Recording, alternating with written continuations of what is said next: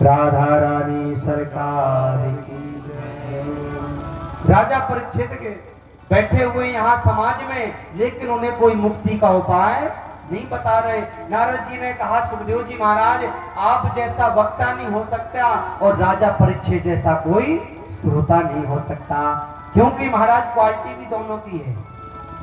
राजा परीक्षित ने गर्भ में भगवान के दर्शन कर लिए थे और सुखदेव जी महाराज ने भगवान से 3 बार कहा लिया था कि आपकी माया नहीं सताएगी, नहीं सताएगी, नहीं सताएगी। महाराज जब सुखदेव जी महाराज आए तो जो गांव के बच्चे थे कंकड़ लेकर के मारते थे, पागल बाबा आया, पागल बाबा आया, पागल बाबा आया। जब उस 88,000 ऋषियों की सभा में गए, महाराज सुखदेव जी महाराज के पिताजी बैठे थे, वेद व्यास जी महाराज, वेद व्यास जी महाराज के पिता बैठे थे पाराशर जी महाराज, लेकिन किसी ने उनका उपाय नहीं बताया।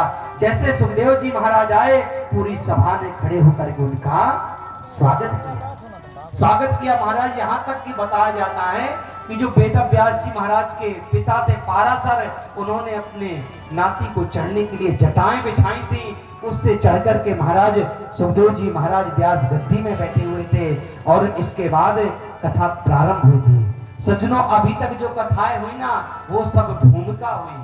अब जो असली कथा है, अब यहां से प्रारंभ हुई। राजा परीक्षित को श्राप लग गया और सुखदेव जी महाराज आकर के मंचासीन हो गए। अब यहाँ पर ठाकुर जी का थोड़ा पूजन, व्यास जी का पूजन, एक छोटा सा भजन। लेकिन सज्जनों, आज 6 बजे तक जाना पड़ेगा, क्योंकि जब तक ध्रुव चरित्र नहीं होगा तो कल तक भगवान का जन्म नहीं होगा। बोलो राधे राधे। और अभी आगे बहुत सुंदर सुंदर कथाएं हैं। 6 बजे तक कथा श्रवण करें। ध्रुव चरित्र, आपने ध्रुव चरित्र ऐसा सुना नहीं होगा जैसा हम आपको सुनाएंगे ध्रुव चरित्र, लेकिन आप यदि सुनेंगे तो सुनाएंगे, वरना जैसा आप करोगे वैसा हम भी करने के लिए बैठे। बोलो राधे राधे। हरि की कथा सुनाने वाले,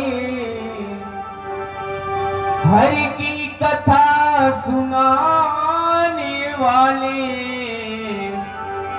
तुमको लाखों प्रणाम। हाथ गाते हुए लाखों प्रणाम, तुमको लाखों प्रणाम, तुमको लाखों प्रणाम।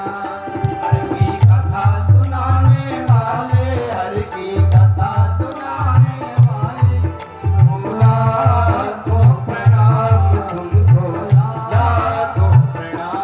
हरि की कथा सुनाने वाले, हरि की कथा सुनाने वाले, हरि की कथा सुनाने वाले, अमृतपान कराने वाले, तुमको लाखों प्रणाम, तुमको लाखों प्रणाम।